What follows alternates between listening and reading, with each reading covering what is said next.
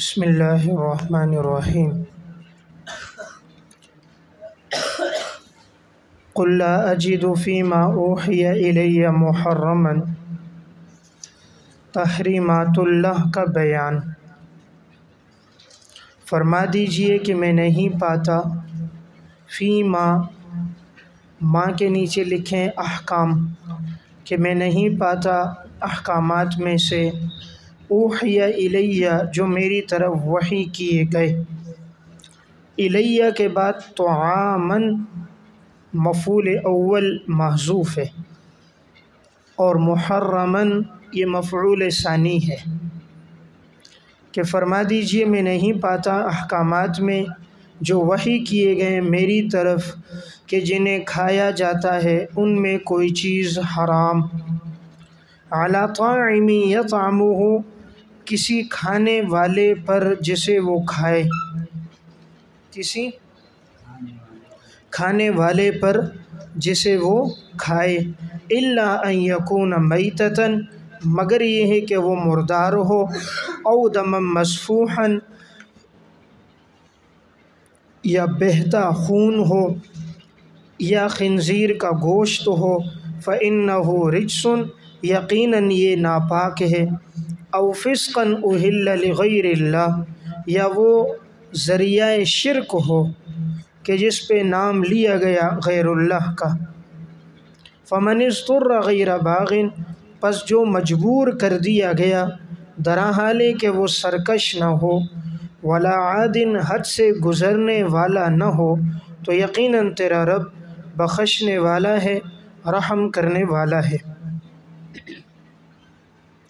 دیکھیں اس آیت میں اللہ رب العزت نے ارشاد فرمایا کہ آپ ان سے فرما دیجئے کہ میں نہیں پاتا جو میری طرف وحی کیے گئے ہیں ان میں سے کوئی کھانا کوئی چیز میں حرام نہیں پاتا کسی کھانے والے پر جسے انسان کھائے، مگر میں کن چیزوں کو حرام پاتا ہوں، تو یہاں پر 4 چیزوں کا تذکرہ ہے۔ کتنی چیزیں حرام ہیں؟ 4 چیزیں۔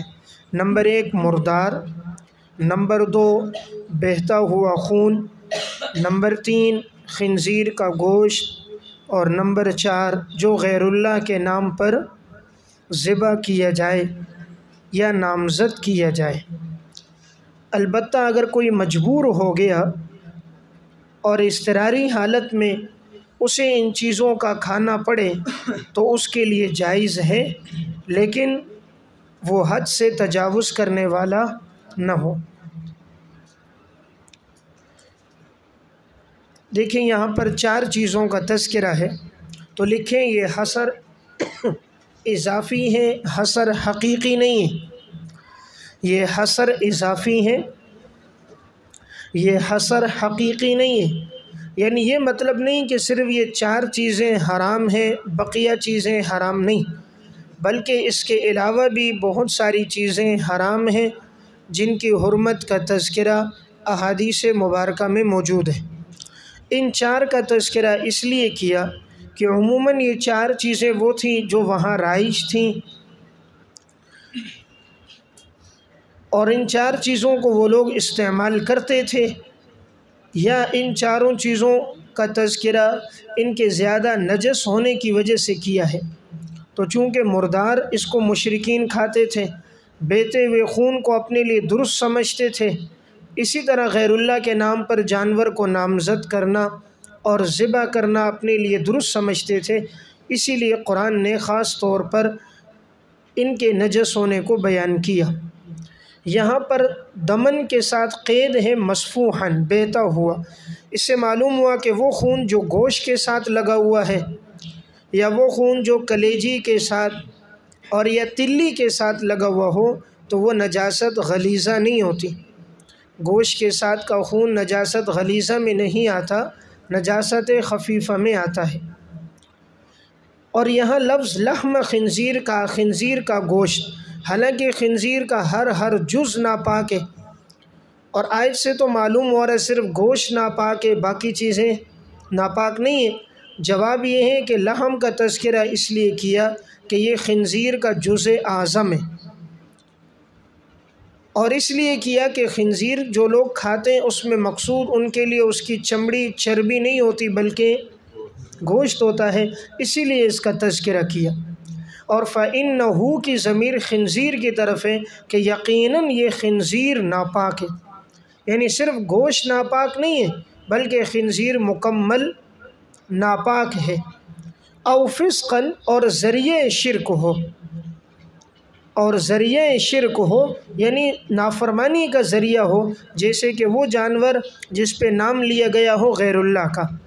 پس اگر کوئی مجبور کیا گیا درا حال ہے کہ وہ سرکشی کرنے والا اور حد سے گزرنے والا نہ ہو، باغن کے نیچے لکھیں طالب لذت نہ ہو، طالب لذت نہ ہو، یعنی انسان لذت کے طلب کرنے کے لیے نہ کھائے، ولا عادن ضرورت سے زائد نہ کھائے، ضرورت سے زائد نہ کھائے، یعنی اگر وہ مجبور بھی ہے تو طالب لذت نہ ہو اور ضرورت سے زائد نہ کھائے، بلکہ جتنی ضرورت ہے اتنا کھائے۔ اگر چند لقمے کھا کر وہ زندہ رہ سکتا ہے تو پیٹ بھر کر کھانے کی اجازت نہیں، چند گھونٹ پینے سے وہ زندہ رہ سکتا ہے تو اس کے لیے پورا پیٹ بھر کے پینا نجس اور ناپاک چیز کو جائز نہیں ہے۔ تو اگر اس نے حد سے زیادہ کھا لیا یا لذت کی طلب کرنے کے لیے کھا بھی لیا تو فَإِنَّ رَبَّكَ غَفُورٌ رَحِيمٌ، تیرا رب بخشنے والا ہے، اللہ سے توبہ کر دے تو اللہ اسے معاف کر دے گا۔ وَعَلَى الَّذِينَ هَادُوا حَرَّمْنَا كُلَّ ذِي ظُفُرٍ، اور یقیناً وہ لوگ جو یہودی ہوئے ہم نے حرام کر دیا تھا ان پر ہر ناخون والا جانور، ہر ناخون والا جانور ہم نے ان پر حرام کیا تھا۔ بریکٹ میں لکھیں جیسے اونٹ، شتر مرغ اور بطخ وغیرہ۔ وَمِنَ الْبَقَرِ وَالْغَنَمِ حَرَّمْنَا عَلَيْهِمْ، اور گائے میں سے بکریوں میں سے حرام کر دیا تھا ہم نے ان پر شحومہما، ان کی چربی، ہم نے ان کی چربی ان پر حرام کر دی تھی، الا ما حملت ظہورہما، مگر وہ اٹھایا ہوا ہو جو ان کی پیٹھوں نے، مگر وہ جو اٹھایا ہوا ہو ان کی پیٹھوں نے، اول حوایا، یا وہ جو لگی ہوئی ہو آنتوں کے ساتھ، حوایا آنتوں کے ساتھ، او مختلط بعظم، یا ملی ہوئی ہو ہڈی کے ساتھ، ذالک جزیناہم ببغیہم، اور ہم نے ان کو یہ سزا دی ان کی سرکشی کی وجہ سے، وَإِنَّا لَصَادِقُونَ، اور یقیناً ہم اپنے دعوے میں البتہ ہم سچے ہیں۔ دیکھیں اس آیت میں فرمایا کہ ہم نے ان یہودیوں پر حرام کر دیا تھا ہر ناخون والے جانور کو، یعنی اونٹ، شتر مرغ، بطخ وغیرہ، ہر وہ جانور جن کے ناخون تھے وہ ہم نے ان پر حرام کیے تھے، اور ہم نے گائیں اور بکری، ہم نے ان کی چربی بھی ان پر حرام کر دی تھی۔ اس سے معلوم ہوتا ہے کہ چربی بھی اللہ کی ایک بڑی نعمت ہے، کہ اللہ نے اپنے خاص انعامات میں کس کا تذکرہ کیا؟ چربی کا۔ آج ہمارا ذہن طبیبوں نے، ڈاکٹروں نے بنا دیا چربی نہیں کھانا، کولیسٹرول بڑھ جائے گا، تیل کھاؤ، تلی ہوئی چیزیں کھاؤ، 16 مسالے سے بنی ہوئی بریانی کھاؤ، لیکن چربی نہ کھاؤ۔ حالانکہ چربی فائدہ مند چیز ہے، جو کھانے چربی میں بنتے ہیں وہ جسم کو طاقت پہنچاتے ہیں، یہ انسان کے فائدے کے لیے، تبھی تو اللہ تعالیٰ نے دمبے کے پیچھے دیکھو چکی میں اللہ نے کتنی چربی رکھی، اگر یہ نقصان دہ ہوتی اللہ بندے کے لیے پیدا نہ کرتا، تو جو فائدہ مند تھی اس سے روک دیا۔ اور یہ جو تیل آج بن رہا ہے یہ مرغیوں کے جسم سے نکلنے والی جتنی غلاظت اور گندگی جو وہ لوگ ڈرموں میں ڈالتے ہیں، اور رات کو گاڑیوں والے وہ ڈرم اپنی گاڑیوں میں کلٹی کرتے ہیں، اور اسی گندی چیزوں سے یہ تیل بنتا ہے جس کے پراٹھے، سموسے اور جس میں بنی ہوئی تلی ہوئی چیزیں ہم مزے اور لطف کے ساتھ کھاتے ہیں۔ اور یہ ایسا تیل ہے یہ جمتا ہی نہیں ہے، فریج میں بھی رکھو یہ جمتا نہیں۔ یہ جو آج ہمیں ہڈیوں کی بیماری ہے نا، ہماری یہ ہڈیاں خشک ہو گئی ہیں، اس وجہ سے ہر آدمی آج گھٹنوں کی بیماری میں مبتلا ہے۔ دیکھو بھئی، عورتیں ہیں، بچے ہیں، بوڑھے ہیں، سب مبتلا ہے، کرسیوں پہ نماز پڑھ رہے ہیں، سیڑھیوں پہ چڑھ نہیں سکتے، وزن نہیں اٹھا سکتے۔ ہر جسم کے ہر عضو کو غذا کی ضرورت ہے، اور یہ ہڈیوں کی غذا کیا ہے؟ ان کو تر رکھنا ہے، اور ان کی تری ہوتی ہے انہی چیزوں کے ساتھ کہ اللہ نے زیتون کا تیل جو رکھا، کھجوریں رکھیں، اور اسی طرح چربی رکھی، اس سے جسم تر رہتا ہے۔ افغانی لوگ یہ استعمال کرتے ہیں، اس لیے وہ صحت مند رہتے ہیں۔ وہ استعمال کرتے ہیں، ایک کپ اوپر سے قہوہ پی لیتے ہیں، تندرست، اور ہم لوگ لگ گئے 16 اور 14 مثالوں میں، اسی وجہ سے ہم بیمار ہو گئے۔ تو بہرحال یہ اللہ کی نعمت ہے، اسی لیے اللہ نے انعامات میں ذکر کیا کہ ہم نے ان پر کس کو حرام کیا تھا؟ چربی کو۔ اس لیے جو کھانا چربی میں بن جاتا ہے وہ بڑا لذیذ ہوتا ہے، البتہ اس کو فوراً کھا لیا جائے، اس پہ پنکھا نہ لگایا جائے، وہ جمے نہیں۔ پھر یہ جب انسان کھا لیتا ہے فوراً وہ جلد ہضم بھی ہو جاتا ہے۔ چکناہٹ کی وجہ سے جسم کو تری ملتی ہے، تو جسم کا ہر عضو تر رہتا ہے، خشکی نہیں آتی، اس لیے اعضاء صحیح کام کرتے ہیں، اور آدمی جوڑوں کے درد کی بیماری سے محفوظ رہتا ہے۔ تو پہلے یہی تھا، لیکن آج یہ ہم پہ منع کر دیا اور بتا دیا بیماریاں لگیں گی، سب نے اس کو بالکل چھوڑ دیا۔ اب کہتے ہیں جی گوشت سے چربی ہٹا کے دو، چربی بالکل ساتھ لگی ہوئی نہ ہو، نہ ہی الگ سے چربی کوئی استعمال کرتا ہے۔ اگر یہ نقصان دہ ہوتی تو اللہ سے پیدا نہ کرتا۔ اللہ رب العزت نے جو چیز پیدا کی ہے اس میں بندے کا نفع ہے۔ جن چیزوں سے نقصان ہوتا ہے وہ انسان کی بنائی ہوئی ہے، اللہ کی پیدا کی ہوئی چیز میں کوئی نقصان نہیں، اس میں فائدے ہیں لیکن ہم ان فوائد سے واقف نہیں ہیں۔ جب ہم 14 اور 15 مثالوں کو اکٹھا کرتے ہیں تب نقصان ہوتا ہے۔ ہم نے اس میں لال مسالہ ڈالا، گرم مسالہ ڈالا، پکوان کا ڈالا، تب وہ بیماریاں لگتی ہیں، اور جو اللہ نے بنائی ہوئی ہے اس کو انسان کھائے تو محفوظ رہتا ہے۔ بہرحال یہاں اللہ رب العزت نے کیا فرمایا کہ ہم نے ان پر چربیوں کو حرام کر دیا، مگر وہ کہ جو اٹھایا ہوا ہو ان کی پیٹھوں نے، یعنی پشت پہ بھی چربی ہوتی ہے نا، جانور کی پشت پر بھی چربی ہوتی ہے، اب اس کو الگ کرنا تو بہت مشکل ہے، تو وہ ہم نے ان کے لیے استثناء کر دیا کہ وہ حلال ہے۔ اول حوایا، یا جو آنتوں کے ساتھ لگی ہوئی ہو، آنتوں کے ساتھ، وہ بھی ان کے لیے کھانا ٹھیک ہے۔ او مختلط بعظم، یا جو ملی ہوئی ہو ہڈی کے ساتھ، کہ ہڈی کے اگر دائیں بائیں چربی ہے اس کو بھی استعمال کر سکتے ہیں، اس کے علاوہ کو ہم نے ان پہ حرام کیا تھا۔ یا اللہ آپ نے کیوں حرام کیا؟ ذالک جزیناہم، یہ ہم نے ان کو سزا دی ان کی سرکشی کی وجہ سے، اور یقیناً البتہ ہم لوگ اپنے احکامات میں اور وعدوں میں ہم سچے۔ معلوم ہوا جب اللہ ناراض ہوتا ہے تو اللہ تعالیٰ حلال چیزیں بندے پر یا حرام کر دیتا ہے یا بند کر دیتا ہے۔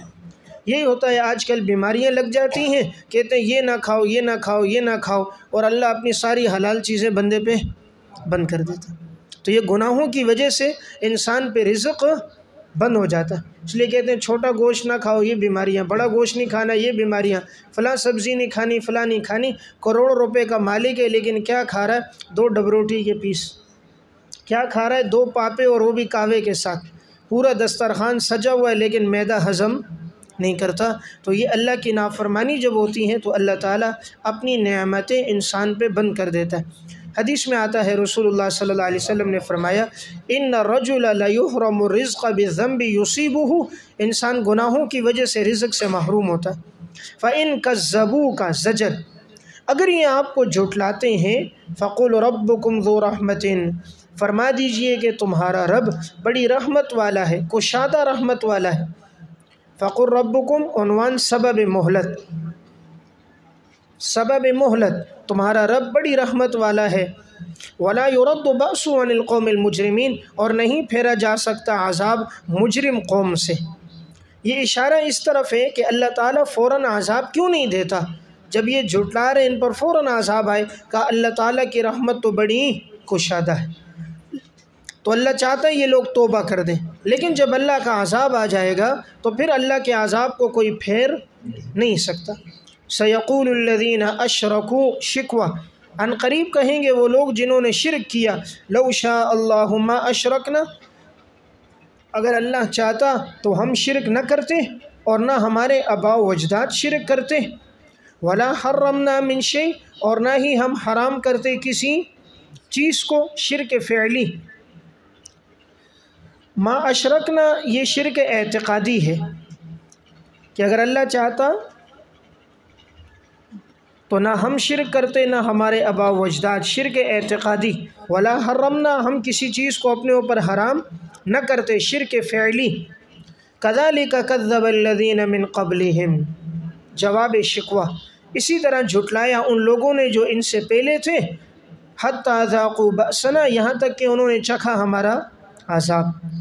قل هل عندکم من علم، فرما دیجئے کیا تمہارے پاس موجود ہے کوئی علم، ہے تمہارے پاس کوئی علم تو لے کر آؤ۔ مطالبہ دلیل عقلی، مطالبہ دلیل عقلی، اگر ہے تمہارے پاس کوئی علم تو لے کر آؤ۔ فتخرجوہ لنا، تم نکالو اس کو ہمارے لیے، ترجمہ لکھیں، تم نکالو اس کو ہمارے لیے، اگر تمہارے پاس کوئی علم ہے۔ تم لوگ تو نہیں پیروی کرتے مگر خیالی باتوں کی، مگر خیالی باتوں کی۔ وَإِنْ أَنْتُمْ، اور نہیں ہو تم لوگ مگر اٹکل پر چلنے والے، نہیں ہو تم لوگ مگر اٹکل پر چلنے والے۔ دیکھیں اس آیت میں فرمایا کہ عن قریب جو لوگ مشرک ہیں یہ لوگ شکوہ کریں گے اور کہیں گے اگر اللہ چاہتا تو نہ ہم شرک کرتے، نہ ہمارے آباء و اجداد، اور نہ ہم کسی چیز کو اپنے اوپر حرام کرتے۔ تو جواب اس کا یہ آیا کہ یہی بات تم سے پہلے لوگ بھی کہتے تھے، پھر ان کو بھی عذاب آیا۔ اگر تمہارے پاس اس پر کوئی دلیل ہے تو وہ دلیل ہمارے سامنے پیش کرو، تمہارے پاس تو کوئی دلیل نہیں سوائے خیالی باتوں کی اور اٹکل پر چلنے کی۔ یعنی اللہ اگر چاہتا تو ہدایت دے دیتا، لیکن وہ جبر ہوتا، اور اللہ زبردستی نہیں کرنا چاہتا۔ اللہ رب العزت حکم دیتا ہے انسان اختیار سے ایمان لائے۔ قل فللہ الحجۃ البالغہ، فرما دیجئے اللہ ہی کے لیے ہے محکم دلیل، محکم اور واضح دلیل تو اللہ ہی کے لیے ہے۔ فلو شاء اللہ لہداکم اجمعین، پس اگر اللہ تعالیٰ چاہتا تو اللہ ہدایت دے دیتا تم سب کو، اللہ ہدایت دے دیتا تم سب کو۔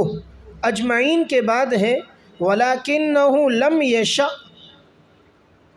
وَلَكِنَّهُ لَمْ يَشَأْ لِيَبْلُوَكُمْ، لِيَبْلُوَكُمْ، لیکن اس اللہ نے نہیں چاہا تاکہ وہ اللہ تمہیں آزمائے۔ سمجھ آئی بات؟ یہ عبارت معذوف لکھیں تو معنی سمجھ آئے گا۔ فلو شاء اللہ لہداکم اجمعین، کہ اگر اللہ چاہتا تو تم سب کو ہدایت دے دیتا۔ وَلَكِنَّهُ لَمْ يَشَأْ، لیکن اس اللہ نے نہیں چاہا۔ کیوں نہیں چاہا؟ لِيَبْلُوَكُمْ، تاکہ وہ اللہ تمہیں آزمائے۔ وَلَكِنَّهُ لَمْ يَشَأْ لِيَبْلُوَكُمْ، اس لیے نہیں چاہا کہ وہ تمہیں آزمانا چاہتا ہے۔ قُلْ هَلُمَّ شُهَدَاءَكُمْ، مطالبہ دلیل نقلی، فرما دیجئے لے کر آؤ تم اپنے گواہوں کو، الذین یشہدون ان اللہ حرم ھذا، جو گواہی دیں کہ یقیناً اللہ تعالیٰ نے اس چیز کو حرام کیا۔ تمہارے پاس ہے کوئی گواہ تو لے کر آؤ۔ فَإِن شَہِدُوا، اگر وہ فرضی جھوٹے گواہ لے آئیں، بریکٹ میں اگر وہ فرضی جھوٹے گواہ لے آئیں، فَلَا تَشْهَدْ مَعَهُمْ، نیچے فَلَا تُصَدِّقْهُمْ، تو تم ان کی تصدیق نہ کرنا، تم ان کے ساتھ گواہی نہ دینا۔ کیا مطلب؟ ان کی تصدیق نہ کرنا، اور نہ تم پیروی کرنا ان لوگوں کی خواہشات کی کہ جنہوں نے ہماری آیات کو جھٹلا دیا، اور نہیں وہ ایمان لے کر آتے آخرت پر، اور وہ لوگ تو اپنے رب کے ساتھ شریک ٹھہرانے والے ہیں۔ یعدلون کے نیچے یشرکون، کہ وہ تو اللہ کے ساتھ شریک ٹھہرانے والے ہیں۔ دیکھیں یہاں اس آیت میں ان سے دلیل کا مطالبہ کیا گیا کہ اگر تم لوگ اپنے دعوے میں سچے ہو تم گواہ لے کر آؤ کہ اللہ تعالیٰ نے اس چیز کو حرام کیا ہے، گواہ لاؤ۔ آپ صلی اللہ علیہ وسلم سے فرمایا فَإِن شَهِدُوا، اگر یہ گواہ لے آئیں، تو میں نے آپ کو کہا لکھیں اگر وہ فرضی اور جھوٹے گواہ لے آئیں، کیونکہ سچے گواہ تو ان کے پاس نہیں، تو یہ لائیں گے تو وہ فرضی گواہ ہوں گے اور وہ بھی جھوٹے ہوں گے۔ اگر یہ لے بھی آئیں فَلَا تَشْهَدْ مَعَهُمْ، تو آپ ان کے ساتھ گواہی نہ دو۔ کیا مطلب؟ فَلَا تُصَدِّقُهُمْ، آپ ان کی تصدیق نہ کرنا۔ اگر یہ بالفرض جھوٹے لے بھی آئے اور ان کے خواہشات کی پیروی نہ کرنا، اب ان کا مذہب نہیں ہے، وہ تو خواہشات کا، اب تحریف کے بعد اب وہ خواہشات کا مجموعہ ہے، اب وہ اپنی اصلی حالت پر نہیں ہے۔ یہ وہ لوگ ہیں جنہوں نے اللہ کے احکامات کو جھٹلایا، اور یہ آخرت پر ایمان رکھنے والے نہیں ہیں۔ اگر رکھتے تو کبھی بھی یہ لوگ ان چیزوں کو حرام نہ سمجھتے، اور یہ وہ لوگ ہیں جنہوں نے اللہ کے ساتھ شریک ٹھہرائے۔ قل تعالوا اتل ما حرم ربکم، تحریمات اللہ کا بیان۔ فرما دیجئے آؤ میں پڑھتا ہوں تم پر جو حرام کیا ہے تمہارے رب نے تم پر، آؤ میں پڑھتا ہوں تم پر جو حرام کیا ہے تم پر تمہارے رب نے۔ اللہ تشرکوا بہ شیئا، کہ تم نہ شریک ٹھہراؤ اللہ کے ساتھ کسی کو۔ وَأَحْسِنُوا بِالْوَالِدَيْنِ إِحْسَانًا، اور تم اپنے والدین کے ساتھ اچھا سلوک کرو۔ احسنوا بالوالدین احسانا ولا تقتلوا اولادکم من املاق، اور نہ تم قتل کرو اپنی اولاد کو مفلسی کے ڈر سے، ہم تمہیں بھی رزق دیں گے اور انہیں بھی رزق دیں گے۔ اور نہ تم قریب جاؤ بے حیائی کے کاموں کے، چاہے وہ ظاہر میں ہوں یا پوشیدہ ہوں، اور نہ تم قتل کرو کسی نفس کو جس کو اللہ نے حرام کیا ہے مگر حق کے ساتھ۔ ذالکم وصاکم بہ، یقیناً ان تمام باتوں کا اللہ تعالیٰ تمہیں تاکیدی طور پہ حکم کرتا ہے۔ وصاکم، تاکیدی طور پر اللہ تعالیٰ تمہیں ان باتوں کا حکم دیتا ہے، لعلکم تعقلون، تاکہ تم لوگ سمجھ جاؤ۔ دیکھیں قل تعالوا اتل ما حرم ربکم، لکھیں ان آیات میں نواہی کا تذکرہ صراحتاً ہے اور اوامر کا تذکرہ دلالتاً ہے۔ ان آیات میں نواہی کا تذکرہ صراحتاً ہے اور اوامر کا تذکرہ دلالتاً ہے۔ ان آیات میں اللہ رب العزت نے چند چیزوں کو حرام قرار دیا۔ یہ وہ آیات ہیں جن پر انسان مستقل بیان جمعہ اور درس دے سکتا ہے، اور یہ بڑی جامع آیتیں ہیں۔ گویا قرآن کریم کے اہم احکامات کا تذکرہ ان آیات کے اندر موجود ہے، یعنی اس پورے رکوع میں اہم احکامات کا تذکرہ ہے۔ اب وہ احکامات کون کون سے ہیں تو میں نشاندہی عرض کر رہا ہوں، اس کو نوٹ کرتے رہیں۔ نمبر 1، سب سے پہلا حکم، اللہ کے ساتھ کسی کو شریک نہ ٹھہراؤ۔ نمبر 2، اپنے والدین کے ساتھ اچھا سلوک کرو۔ نمبر 3، اپنی اولاد کو مفلسی کے ڈر سے قتل نہ کرو۔ نمبر 4، بے حیائی کے کاموں کے قریب نہ جاؤ۔ نمبر 5، کسی نفس کو ناحق قتل نہ کرو۔ اور آگے نمبر 6، یتیم کے مال کے قریب نہ جاؤ۔ نمبر 7، ناپ تول انصاف کے ساتھ پورا کرو۔ نمبر 8، وَإِذَا قُلْتُمْ فَاعْدِلُوا، جب کہو تو عدل کی بات کہو۔ نمبر 9، وَبِعَهْدِ اللَّهِ أَوْفُوا، اللہ کے وعدوں کو پورا کرو۔ نمبر 10، مت پیروی کرو دوسری راہوں کی، وَلَا تَتَّبِعُوا السُّبُلَ، دوسری راہوں کی پیروی نہ کرو ورنہ تم لوگ سیدھے راستے سے بھٹک جاؤ گے۔ تو یہ کتنے احکامات ہوئے؟ 10۔ تو یہ 10 وہ احکامات ہیں، گویا دین اسلام کا ایک اہم خلاصہ ہے، جس میں تمام عقائد، معاشرت، عبادات اور اہم معاملات کا تذکرہ آ گیا۔ تو اب سب سے پہلی بات کیا تھی؟ اللہ کے ساتھ شریک نہ ٹھہراؤ۔ نمبر 2، والدین کے ساتھ اچھا سلوک کرو۔ اولاد کو قتل نہ کرو من املاق، مفلسی کے ڈر سے۔ مشرکین جو اولاد کو قتل کرتے تھے، لڑکوں کا قتل عموماً مفلسی کے ڈر سے تھا اور لڑکیوں کا قتل عار کی وجہ سے تھا۔ ہم تمہیں بھی رزق دیں گے اور ہم انہیں بھی رزق دیں گے۔ دیکھیں یہاں تعبیر کیا ہے، ہم تمہیں بھی دیں گے اور تمہاری اولاد کو بھی دیں گے، اور دوسری جگہ تعبیر کیا ہے، نحن نرزقہم وإیاکم، کہ ہم انہیں بھی رزق دیں گے اور تمہیں بھی دیں گے۔ یہ اشارہ ہے ان کے واسطے سے ہم تمہیں بھی رزق دیں گے، یعنی اولاد کے آنے سے رزق کم نہیں ہوتا بلکہ رزق بڑھ جاتا ہے۔ ان یکونوا فقراء یغنہم اللہ من فضل، نکاح کے بعد اللہ تعالیٰ انسان کو اپنے فضل سے غنی کر دیتا ہے، جتنی اولاد پیدا ہوتی ہے وہ اپنا رزق ساتھ لے کر آتی ہے۔ اور بے حیائی کے کام کے قریب نہ جاؤ، ما ظہر منہا وما بطن، چاہے وہ ظاہر ہو چاہے وہ بے حیائی کا کام پوشیدہ ہو۔ کسی نفس کو قتل نہ کرو جس کو اللہ نے حرام کیا ہے مگر حق کے ساتھ۔ حق سے مراد 3 صورتیں ہیں، حق سے مراد 3 صورتیں۔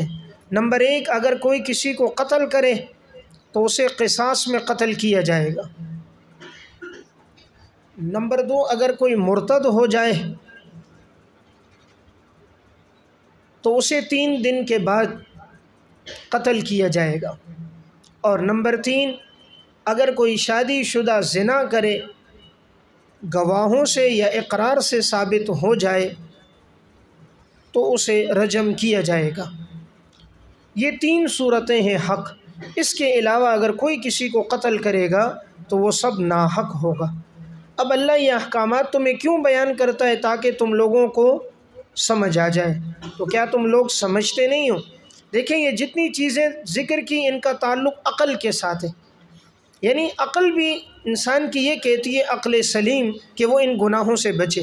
اگر وحی کی تعلیمات نہ بھی ہوتی تو عقل سلیم بھی کہتی ہے اللہ رب العزت کے اتنے احسانات ہیں، تم شریک نہ ٹھہراؤ، والدین کے تم پر احسانات ہیں، اچھا سلوک کرو، اپنی اولاد کو قتل نہ کرو، بے حیائی کا کام نہ کرو۔ اگر انسان میں عقل ہو تب بھی وہ ان گناہوں سے بچے گا۔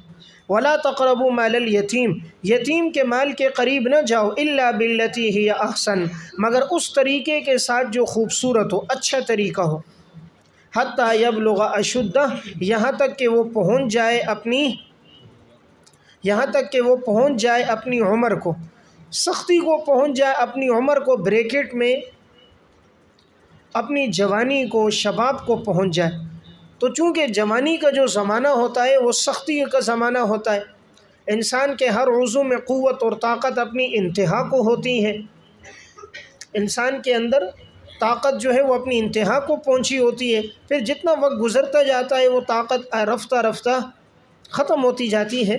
تو یہاں بھی یہ فرمایا کہ تم یتیم کے مال کے قریب نہ جاؤ یہاں تک کہ وہ اپنی جوانی کو پہنچ جائے، اور یا بریکٹ میں اگر جوانی کو تو نہ پہنچے لیکن اپنے نفع نقصان کو سمجھنے لگ جائے۔ بسا اوقات ابھی وہ بالغ نہیں ہوتا، 15 سال کا نہیں ہے، 12 سال کا ہے، لیکن سمجھدار ہے۔ اب دیکھیں بازاروں میں کتنے بچے ہوتے ہیں 12-13 سال کے، پوری دکان چلا رہے ہیں۔ مہاجروں کے بچے دیکھ لیں تو بڑے سمجھدار ہوتے ہیں، اردو اسپیکنگ ہے، لکھنؤ والے ہیں، وہ 2 منٹ میں آدمی کو دیوانہ بنا دیتے ہیں، 100 کی چیز 500 میں فٹ کر دیتے ہیں اور اسے پتہ ہی نہیں چلتا۔ تو اگر کوئی ایسا ہے کہ وہ یتیم ہے اور لیکن یہ کہ بلوغت سے پہلے وہ اپنے نفع نقصان کو سمجھ رہا ہے تو اس وقت بھی اس کو دینا درست ہے، اور اگر نہ سمجھے تو پھر انتظار کیا جائے اس کی بلوغت کا۔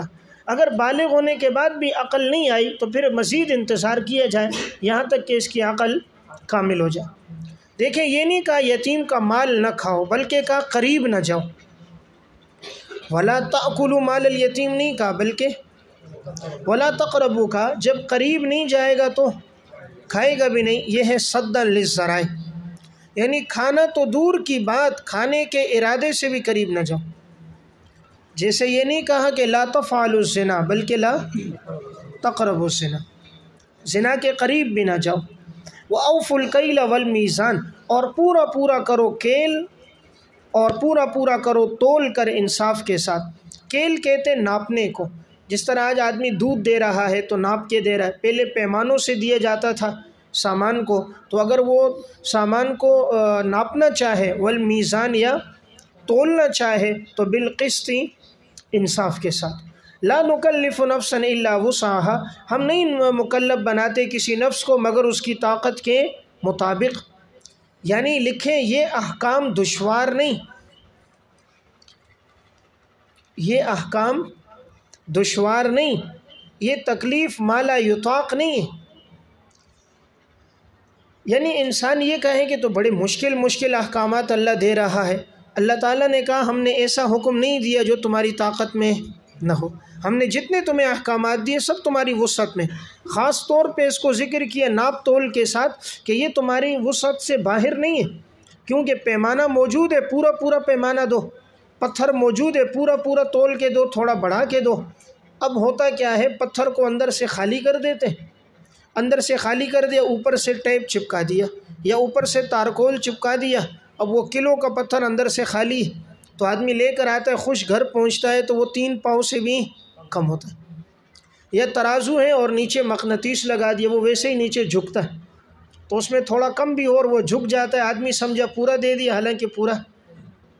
یا دودھ تولنے والا، اب وہ دودھ کا پیمانہ ہے، اندر اس میں تھوڑا تارکول ڈال کر، تانبا ڈال کر اس کو تھوڑے سے اس کی تہ بڑھا دی اتنی، اب اس میں دودھ اتنا کم آ رہا ہے، وہ سمجھ رہا ہے یار پہلے کلو دودھ میں 8 کپ چائے بن رہی تھی، ابھی تو 4 بھی نہیں بن رہی۔ یا یہ کہ وہ اس کے اندر اب ملاوٹ کر رہا ہے دودھ میں، کہا جی دودھ میں پانی ڈالنا منع ہے، ہم دودھ میں پانی نہیں ڈالتے، پانی میں دودھ ڈالتے ہم پانی میں دودھ ڈالتے ہیں، وہ منع نہیں ہے۔ تو بہرحال یہ اللہ نے کہا یہ ایسے حکم نہیں ہے جو تمہارے لیے دشوار ہو، اگر تم عمل کرنا چاہو تو ناپ تول میں پورا پورا دینا، اس میں کوئی کمی نہیں ہو سکتی، اگر انسان چاہے تو پورا دے سکتا ہے۔ وَإِذَا قُلْتُمْ فَاعْدِلُوا، اور جب تم بات کہو تو عدل کی بات کرو، انصاف کی بات، وَلَوْ كَانَ ذَا قُرْبَىٰ، اگرچہ وہ ہو تمہارا رشتہ دار، یعنی رشتہ دار ہے تو یہ نہیں کہ طرفداری کرو، اس کے لیے بات میں لچک لے کر آؤ، دوسرے کے لیے سختی لاؤ، نہیں، جہاں بھی فیصلہ کرنا ہے عدل پر فیصلہ کرو۔ وَبِعَهْدِ اللَّهِ أَوْفُوا، اللہ کے وعدوں کو پورا کرو۔ اب یہ وعدوں سے کیا مراد ہے؟ یہ تو نمبر 1 وہ وعدے جو انسان براہ راست اللہ سے کرتا ہے، براہ راست اللہ سے کوئی وعدہ کیا ہے کہ یا اللہ میں یہ کام کروں گا، تو اسے چاہیے اپنے وعدے کو پورا کرے۔ یہ نمبر 2 اگر اللہ کو گواہ بنایا ہے کہ یا اللہ تو گواہ ہے میں یہ کام کروں گا، تو اب وہ کام ہو گیا تو چاہیے اللہ کے اس وعدے کو وہ پورا کرے۔ یہ نمبر 3 اگر اللہ کے نام کی قسم کھائیے، اللہ کے نام کی قسم کھائیے، تو چونکہ اس نے اللہ کو گواہ بنایا ہے، اللہ کی قسم میں یہ کام کروں گا، تو اس کو چاہیے اب اس قسم کو پورا کرے۔ یہ نمبر 4 انسان جو آپس میں وعدے کرتا ہے کہ یار میں یہ کام کروں گا، وعدہ کر رہا ہے، تو چونکہ وعدے کی پاسداری کا حکم تو اللہ نے دیا ہے، تو گویا یہ بندے کے ساتھ وعدہ نہیں ہے، حقیقت میں اللہ کے ساتھ ہے، لہٰذا اس کو پورا کریں۔ ذالکم وصاکم بہ، اللہ تعالیٰ یہ تمہیں تاکید سے حکم دیتا ہے تاکہ تم لوگ تذکرون، نصیحت حاصل کرو، تاکہ تم لوگ نصیحت حاصل کرو۔ دیکھیں اوپر لفظ تھا تعقلون اور یہاں لفظ ہے تذکرون، اوپر والے احکامات کا تعلق تھا عقل کے ساتھ، یہاں والے احکامات کا تعلق ہے تقوی، خشیت اور نصیحت کے ساتھ، کہ یہاں جو باتیں ہیں کہ یتیم کا مال نہ کھاؤ، اب یہاں اگر جس کے دل میں تقوی ہوگا وہ ناحق نہیں کھائے گا، اگر تقوی نہیں ہے وہ کھا لے گا، کل کو کہے گا کہ بھئی یہ جو پیسہ کہاں گیا یتیم کا، بھئی یتیم تو بیمار ہوا تھا، اب لگا 1000 روپے اور اس نے لکھا 3000 روپے، دوائی آئی 300 کی اور لکھی 700 روپے کی، تو اب اگر وہ اس میں ڈنڈی مار رہا ہے، آج کل تو بل مرضی کے بن جاتے ہیں نا، بل والے کے پاس جاؤ 1000 روپے کا سودا لو، کہو جی پرچی 1500 کی بنا دو، 100 روپے آپ کا جیب خرچی، چائے پانی، رشوت کا نام چائے پانی، تو وہ 1000 کی پرچی بنا لے گا 1500 روپے۔ تو اب خوف خدا نہیں، اس وجہ سے ان چیزوں کو جوڑا تذکرون کے ساتھ کہ یہ جو یتیم کا مال کھانا ہے یا ناپ تول میں کمی ہے پتہ نہیں چلتی، بڑے سے بڑا سمجھدار ہوتا اب اس کو کیا پتہ ہے کہ اس نے اندر سے اس کو خالی کیا ہوا ہے یا اس نے اس کے اندر ملاوٹ کی ہوئی ہے، اب سبزی کے اوپر اتنا پانی ڈال دیتے ہیں کہ وہ سبزی بھاری ہو جاتی ہے۔ یا ہر آدمی اس وقت دھوکہ دے رہا ہے، صرف عمران خان برا نہیں ہے، یہ نیچے سے لے کر اوپر تک سارے برے، جس کا جتنا بس چل رہا ہے وہ برا۔ 3 دن پہلے کی بات ہے، موٹر سائیکل پنچر ہو گیا، مسجد میں ایک ہے ساتھی خدمت کرتا، اس کو میں نے کہا پنچر لگا کے لیا، وہ پنچر لگانے گیا تو پنچر والے نے ٹائر بھی بدل دیا، ٹیوب بھی بدل دی۔ اگلے دن مدرسے آ رہا ہوں، راستے میں پنچر ہو گیا، دیر ہو گئی، واپسی جا رہا ہوں پھر پنچر ہو گیا، یار اب تک یہ پنچر نہیں ہو رہا تھا، ایک دن میں 2 دفعہ ہو گیا۔ تو اس سے میں نے کہا یہ کیا وجہ ہے؟ اس نے کہا یہ ٹائر بالکل ختم ہو گیا ہے۔ ان کا ٹائر تو میں نے 3 مہینے پہلے نیا لیا، تو دیکھا تو واقعی ٹائر بالکل ختم تھا۔ تو اس نے ٹائر بھی بدل دیا اور ٹیوب بھی بدل، اور اس کی جگہ اس کو دوسرا ٹائر لگا کے دیا، وہ بھی ایک سادہ سا ہے، اس کو دوسرا ٹائر لگا کے دیا تھا، کہا تھا یہ ٹائر ختم ہے، اس نے مجھے اس ٹائم بتایا نہیں۔ 300 روپے اس سے ٹائر کے بھی لیے، 270 روپے اس سے ٹیوب کے بھی لے لیے، 550 روپے بھی لے لیے، اور اصل ٹائل بھی نکال دیا۔ اندازہ کرو، تو جس کا جتنا بس چل رہا ہے وہ دھوکہ دے رہا ہے۔ اسی طرح موبائل والا ہے، آپ ایک کے پاس جو بولے گا آپ کے موبائل میں 300 روپے خرچ ہے، دوسرے کے پاس 500 روپے خرچ ہے، تیسرا جی 1000 روپے، اور دیانتدار ہوتا ہے وہ کہتا ہے جی کوئی خرچہ نہیں، تار کو تار کے ساتھ جوڑتا ہے واپس کر دیتا ہے، ہو گیا ٹھیک۔ اب یہ لوگ کہتے ہیں 3 دن بعد آنا، حالانکہ کام 2 منٹ کا ہوتا ہے۔ فریج والے کے پاس جاؤ، ایک فریج والا کہے گا جی 2000 خرچہ ہے، دوسرے کے پاس 3000، تیسرا 4000، ہر ایک کا خرچہ الگ الگ۔ موٹر سائیکل مکینک ہے، ہر ایک کے پاس الگ الگ خرچہ ہوگا، جنریٹر کا مکینک ہے، ہر ایک الگ الگ۔ صرف وہ نہیں کریں گے، آپ کی اصل چیز بھی نکال دیں گے، اصل چیز نکال کے کیا لگا دیں گے؟ نقل، پیسے بھی لے دیں گے، اصل چیز بھی نکال دیں گے، اور آپ مطمئن ہو اس نے بڑا اچھا کام کیا، کیونکہ آپ کو 20 روپے کی اس نے چائے پلا دی، 3000 روپے کا تیرا سامان غائب کر دی۔ ہم سمجھ گئے اس نے مجھے بڑا پروٹوکول دیا۔ تو دھوکہ دینے کے نت نئے طریقے اس وقت معاشرے میں موجود ہیں۔ تو بہرحال یہ وہ احکامات تھے جن کا تعلق تقوی اور خشیت کے ساتھ تھا، اس لیے اللہ تعالیٰ نے فرمایا اگر تمہارے اندر تقوی ہے تو تم ان گناہوں سے بچو گے۔ وَأَنَّ هَذَا صِرَاطِي مُسْتَقِيمًا، تاکید امتثال، یقیناً یہ دین اسلام میرا راستہ ہے سیدھا، ہاذا کے نیچے دین اسلام، یقیناً یہ دین اسلام یہ میرا راستہ ہے جو بالکل سیدھا ہے، فَاتَّبِعُوهُ، تم اس راستے کی پیروی کرو، وَلَا تَتَّبِعُوا السُّبُلَ، اور نہ تم پیروی کرو دوسری راہوں کی، سبل چونکہ سبیل کی جمع ہے، دوسری راہوں کی پیروی نہ کرو، فَتَفَرَّقَ بِكُمْ عَنْ سَبِيلِ، پس وہ الگ کر دیں گی تمہیں اللہ کے راستے سے۔ ترجمہ لکھو، فَتَفَرَّقَ بِكُمْ، پس وہ الگ کر دیں گی تمہیں، عن سبیلہ، اللہ کے راستے سے، وہ تمہیں الگ کر دیں گی اللہ کے راستے سے۔ یقیناً اللہ تمہیں تاکید کے ساتھ حکم دیتا ہے، لعلکم تتقون، تاکہ تم لوگ اللہ سے ڈرو۔ دیکھیں اس آیت میں فرمایا کہ یہ دین اسلام میرا سیدھا راستہ ہے، میں اسی پہ چلتا ہوں اور راہوں پہ نہیں چلتا۔ معلوم ہوا اسلام کے علاوہ باطل کے بہت سارے راستے ہیں، اس لیے جمع کا صیغہ آیا سبل، کہ باطل کے بہت سے راستے ہیں اور حق کا راستہ صرف ایک ہے۔ یہاں لکھیں یہ جو تفرقہ ہے، یہ تفرقہ یہ فعل مضارع ہے باب تفاعل سے، اور اس میں ایک تا گر گئی ہے، یہ فعل ماضی اس کو نہ سمجھنا، تفرقہ فعل ماضی نہیں ہے بلکہ فعل مضارع ہے، باب تفاعل سے ہے، اور ایک تا اس میں گر گئی ہے، اور یہ منصوب ہے نہیں کے جواب میں آیا ہے، اس لیے فا کے بعد ان مقدر ہے، نہیں کے جواب میں آیا ہے، ولا تتبعوا السبل کے، اسی لیے فا کے بعد ان مقدر ہے، تو اسی لیے میں نے آپ کو ترجمہ فعل مضارع کا کیا ہے، فتفرق، پس وہ الگ کر دیں گے تمہیں، عن سبیلہ، اللہ کے راستے سے، پس وہ الگ کر دیں گے تمہیں اللہ کے راستے سے، یعنی اگر تم ان راہوں پہ چلو گے تو یہ راہوں پہ چلنا تمہیں الگ کر دے گا سیدھے راستے سے۔ اگر آپ ماضی کا ترجمہ کرو گے تو معنی ہوگا تفرق بکم، کہ تم جدا ہو گئے، الگ ہو گئے راستے سے، حالانکہ الگ ابھی نہیں ہوئے ہو، ان راہوں پہ چلو گے تو الگ ہوگے، ابھی نہیں ہوئے، الگ مستقبل میں ہوں گے، اور اللہ تمہیں نصیحت کر رہا ہے اگر تم اللہ سے ڈرتے ہو۔ ثم آتینا موسیٰ الکتاب، دلیل نقلی، اور یقیناً ہم نے دی موسیٰ علیہ السلام کو کتاب، تماماً مکمل کتاب ہم نے دی، علی الذی احسن، اس شخص پر جس نے نیکی کی، اس شخص کے لیے جس نے نیکی کی، وتفصیلا لکل شیء، اور ہر چیز کی تفصیل بیان کی، وہدی ورحمہ، یہ سراپا ہدایت ہے، سراپا رحمت ہے، لعلہم بلقاء ربہم یؤمنون، شاید کہ یہ لوگ اپنے رب کی ملاقات پر ایمان لے کر آئیں۔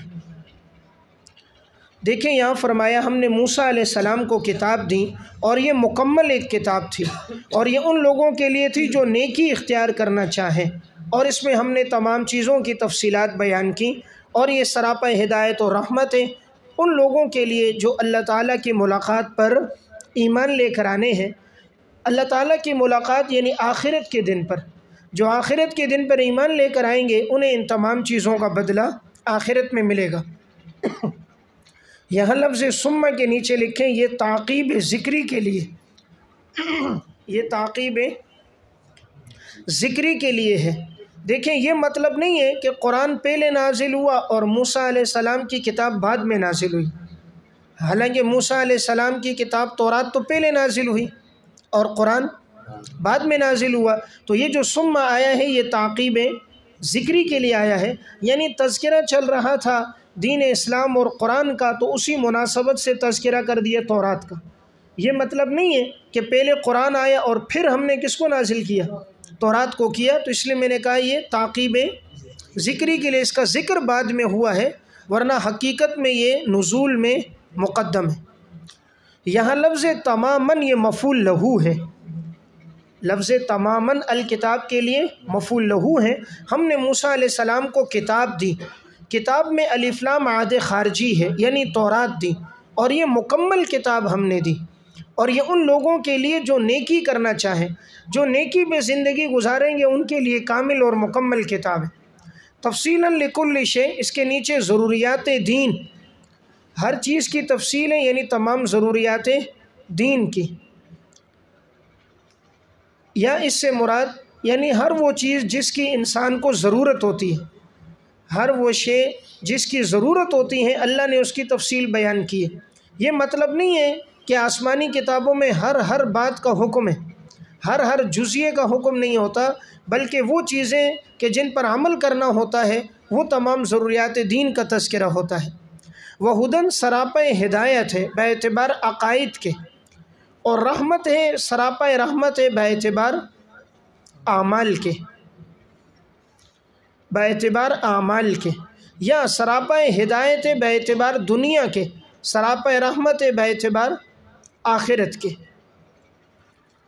یا سراپا ہدایت ہے باعتبار ترغیب کے، اور سراپا رحمت ہے باعتبار ترہیب کے۔